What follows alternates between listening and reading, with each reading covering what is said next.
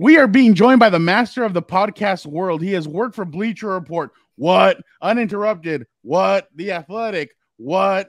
If I continue, I'll run out of breath. What? His resume is long. I'm, of course, talking about Ben Cruz, Benjamin Cruz, BJ, as I know him, who is a podcast manager at The Ringer, doing all things NBA and WWE. BJ, how are you? Have you already packed your kilt and gotten ready for Scotland for the Clash at the Castle, or will you not be attending it? I will not be attending Clash at the Castle, unfortunately. I already kind of used that that favor, if you will, with the family when I went to SummerSlam for 5 days. So to reuse it, I don't think I'd be married anymore by the time I got back from Clash at the Castle. So I will be skipping this one, but hopefully another premium live event down the road here. So thanks for having me on, guys. This is awesome. This is great. Yeah, no, thank you. BJ, welcome to the show. And I kind of see that you're matching. Maybe I'm reaching here. I see the black cherry can and then the black cherry color on the shirt. Is that intentional here, or is that, or am I off? Oh no, that's you're right. It's completely unintentional. I guess it's just maybe this is my personality. I just haven't noticed it until now. You just called me out on it. Now I'm gonna be like, oh, I'm gonna be second guessing myself with every color choice I make here now. Yeah, now people can ask you what's your favorite color. You say black cherry. You throw them all off. Like, people don't say black cherry, you know. Oh yeah, I know, because everyone thinks you're gonna say black, which is actually my favorite color. And then you throw in a cherry in there. Oh man, it kind of everything goes sideways. Plot twist. well, BJ, I love it. I love the shirt too. So let me just ask you about that real quick, because you already mentioned it. Did you get that shirt at SummerSlam in Nashville this year, or you've had it before? No, I've had this for a minute now. This is from Homage, so they do all these amazing wrestling WWE shirts in general. I think they have a partnership with them, if I'm not mistaken. But this one that I'm wearing specifically, I'm going to try to get in the camera shot here. I mean, it's that NBA Jam collabo, or it's inspired basically by the NBA Jam team selection screens, and that's just right in my wheelhouse, man. Like this is the stuff I grew up with, right? NBA Jam wrestling, especially like the Hart Foundation. I mean, come on, these are. They're not. Brett's not my favorite. He's in the running for it, but when I saw this shirt, I just knew I had to have it because it kind of just covered two parts of that Venn diagram for me. So it's I love this shirt though. It's a classic. I love the throwback. Also the throwback hat too. I think that's the Warriors champions, right? Oh yeah. So I'm gonna shout out Joe Wallace. He's a Filipino. I think he's a Filipino designer on Instagram. So basically, after the Warriors won, he released this hat, which is, I believe, yeah, it's the old school logo. And so he released it this year after they won the title. And it's based off of the design from the 97 Bulls. They had the exact same design, basically. He just kind of used that, but kind of warrior-fied it. You know what I mean? 2022 champs, don't you forget it. We're back. We had a couple years off, but we're back where we belong. You know what I mean? Well, BJ, it's okay for you to rock that, but here in this program, we prefer the Lakers a little more. It wasn't their year, but it was your year. Congrats on Patrick Beverly. I guess you guys are back. Nobody really cares. I think in LA, does it make them better? I really don't know, BJ. But it's good that we're having some NBA talk. We're having wrestling, but how about more about you, man? Like, because that resume that Fernando rattled off was pretty long. How did you get involved into all these podcasts and NBA and wrestling and all that? Yeah, so I mean, kind of rewinding back to you mentioned the BR start off. That's kind of where I kind of kicked off my actual career, where I started getting paid to be in sports. And I was actually there doing a lot of behind the scenes work. So I was on the newsletter team when I got first hired there. It was a paid internship. Got hired full time. Ended up being managing that newsletter team before I left. And then the reason I left was because I got an opportunity to work at Uninterrupted, and I actually got hired at Uninterrupted to do video stuff. So it was like working with athletes on like the short form video content that they would create. And then our company was so small there. So I was employee number 2 over there. It's one of my it's one of the things I hang my hat on. I was the second person ever hired at Uninterrupted, and obviously they've done amazing things now. But when we were starting a podcast network, and it was right after, ironically, it was right after the Cavs had come back from 3-1. So this is like 2016. I'm beside myself as like a Warriors fan, right?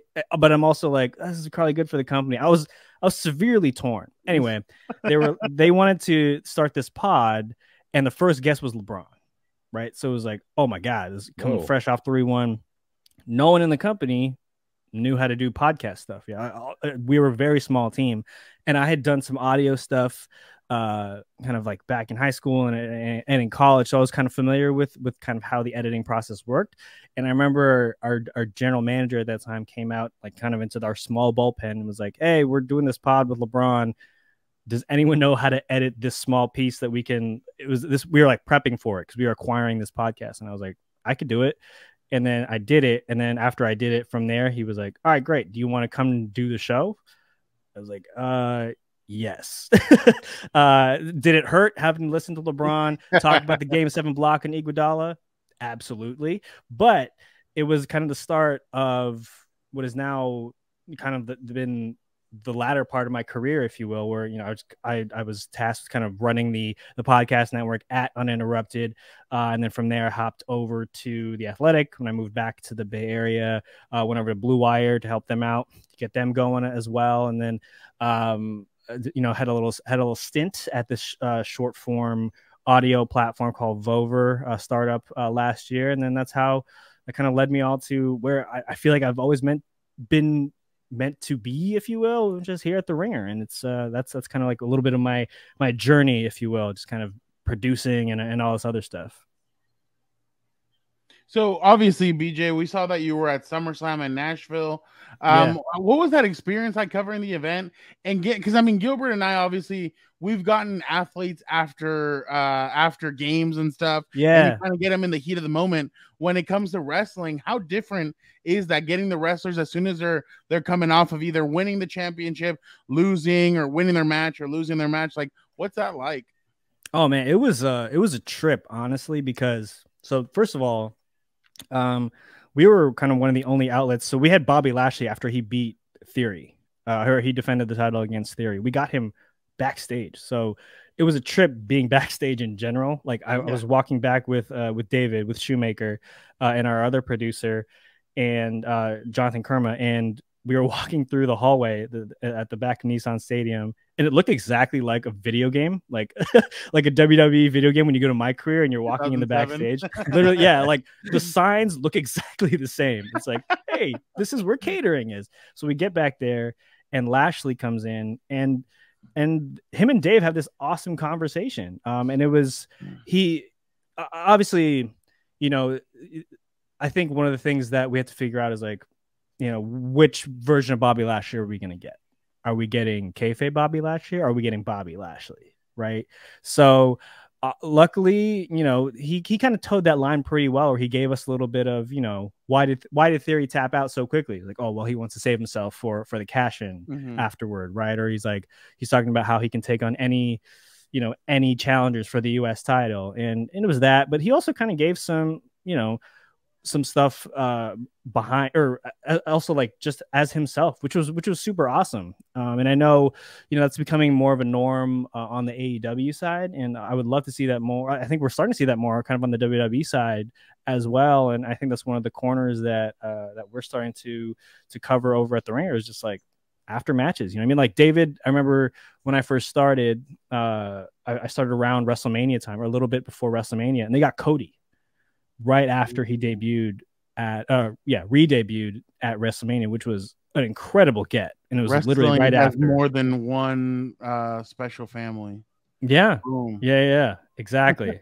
an amazing moment, right? Where you're just like, this is crazy. And then when I saw it come through that episode was being uploaded, and I lost my mind, and I was like, oh, I hope this becomes the norm. Like, this is awesome. This is what it should be, right? And kind of like in the Nick Khan era, where, you know, things are, well, and I guess now the Triple H era, where things are, you know, starting to feel more like sports, if you will.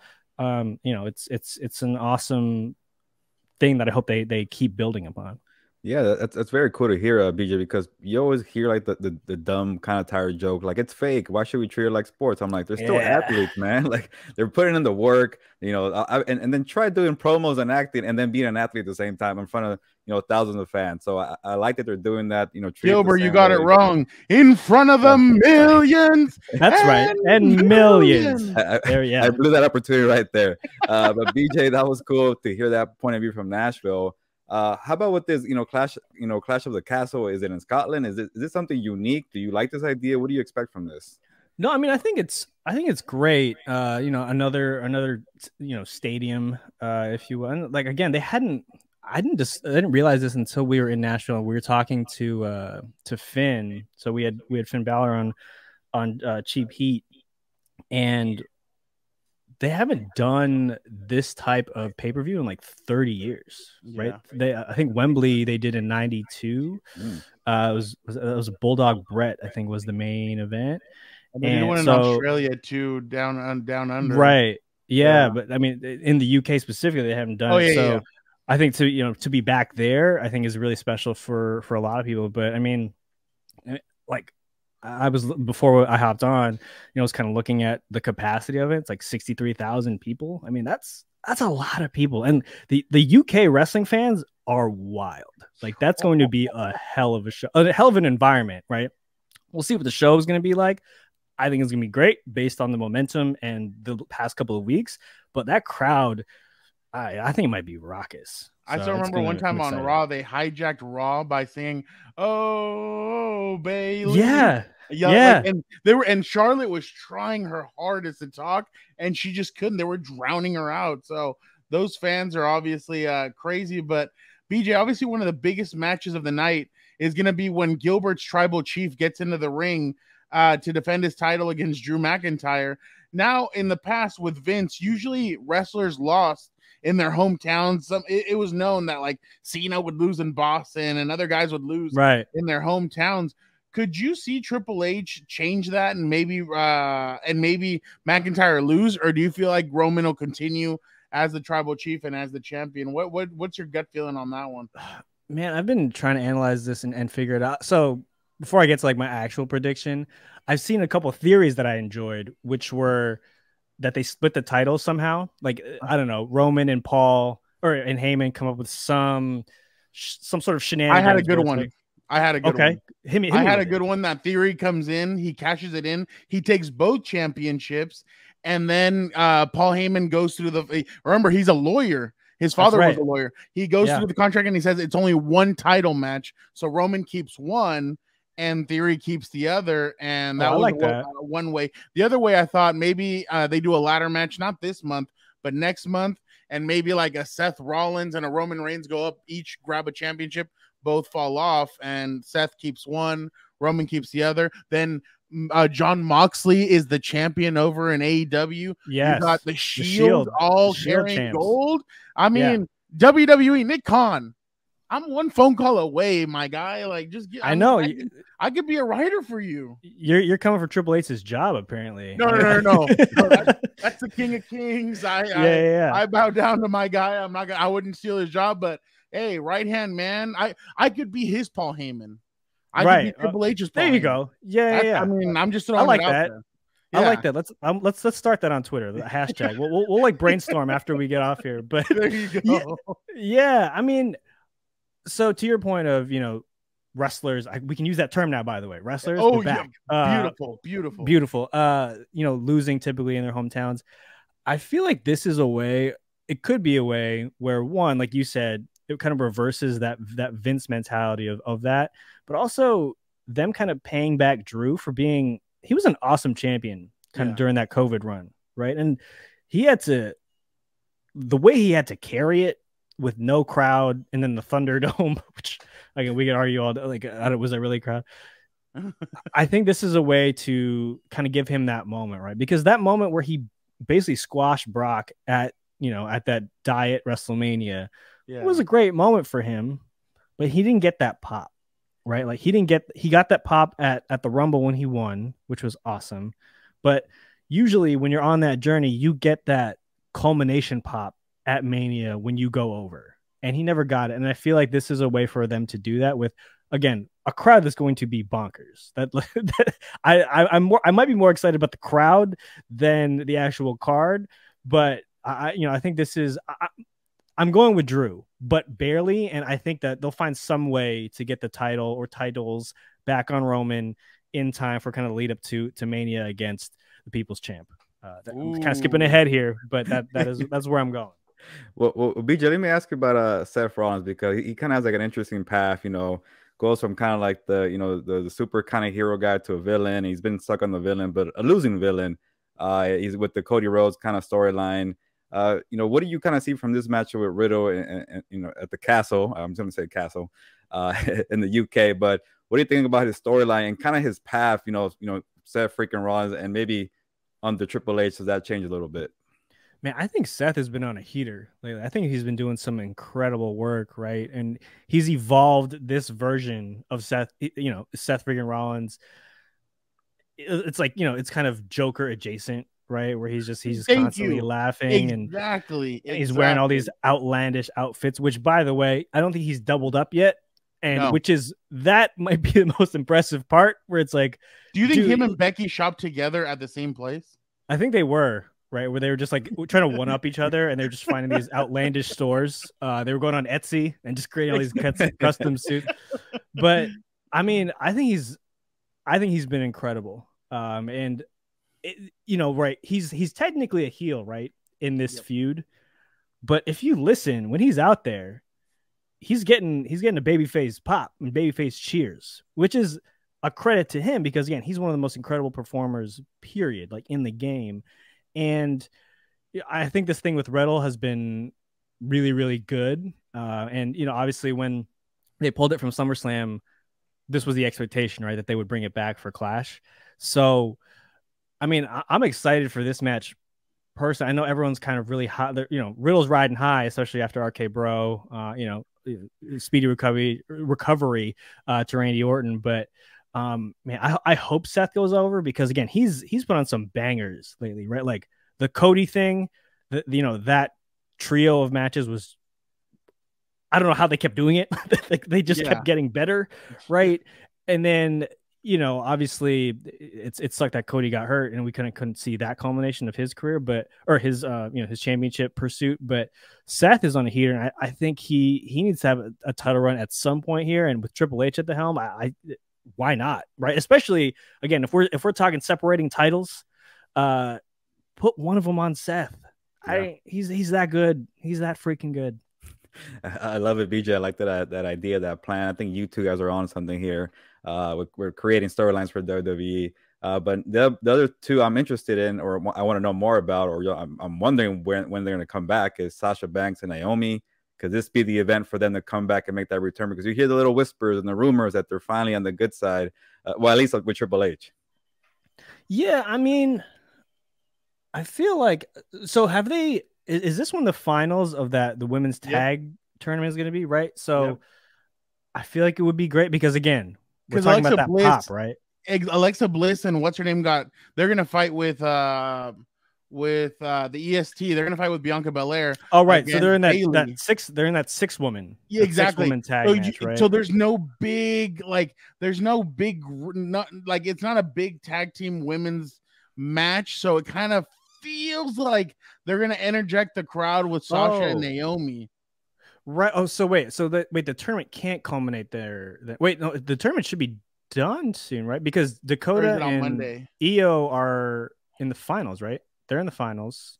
Oh wait, how's that? Because I know that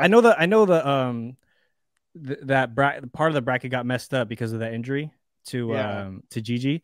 So will it be done? We gotta look at this. But that being said, if they come back, that pop again here would be the place to do it, right? I think they're gonna get a massive pop anywhere that they come back. Sasha and Naomi, but to do it over there.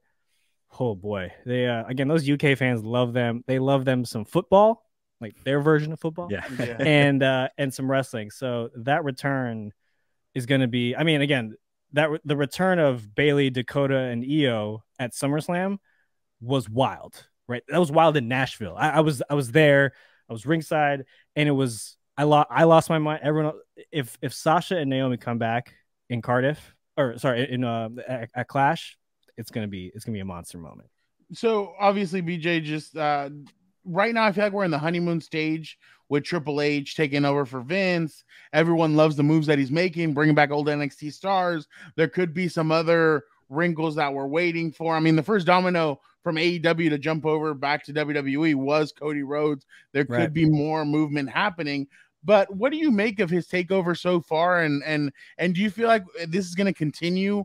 Or do you feel like obviously the criticism is going to start as soon as that kind of honeymoon stage is over with Triple H?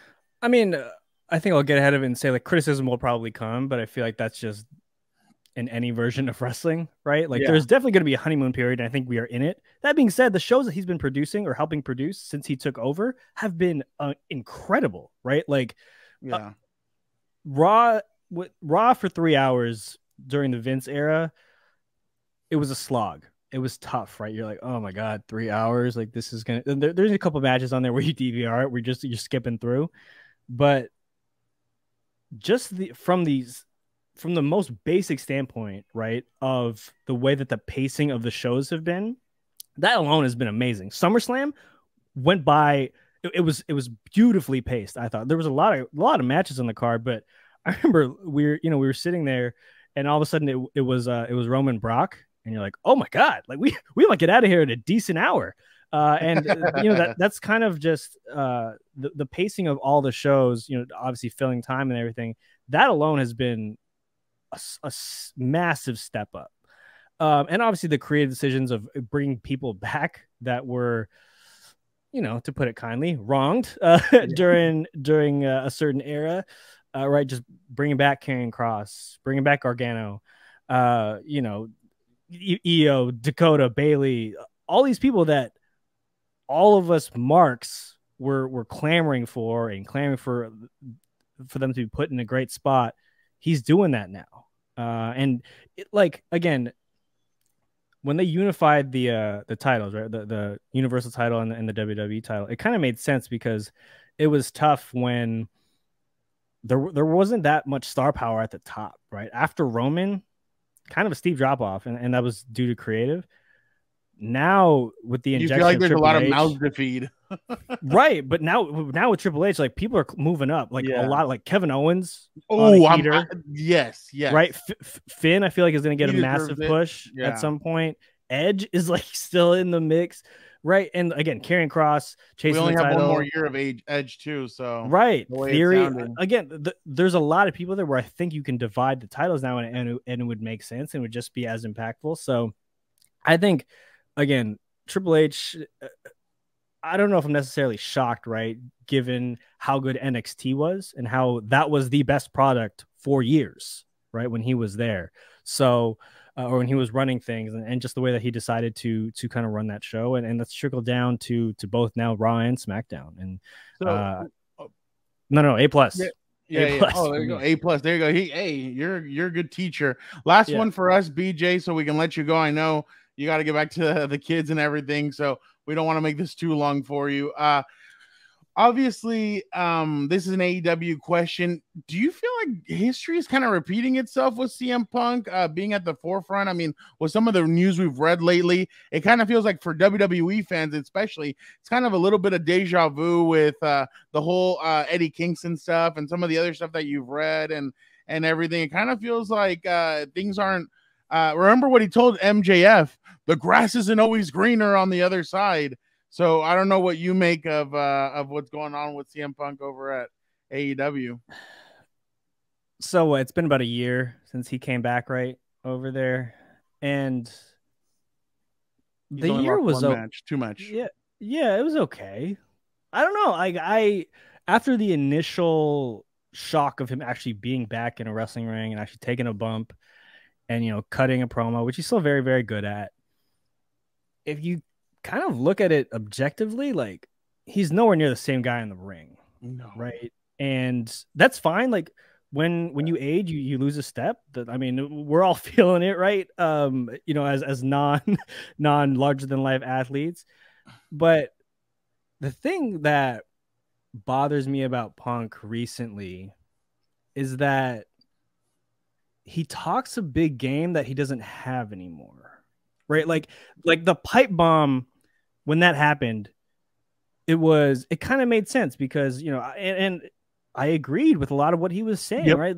Like wrestling needed to change, and it did for, you know, obviously once there became more options in WWE, right? Daniel Bryan, some of these guys got pushed. Yeah, and he's still kind of it's the same act, but like it hasn't evolved as much, right? Where it's like the best in the world thing.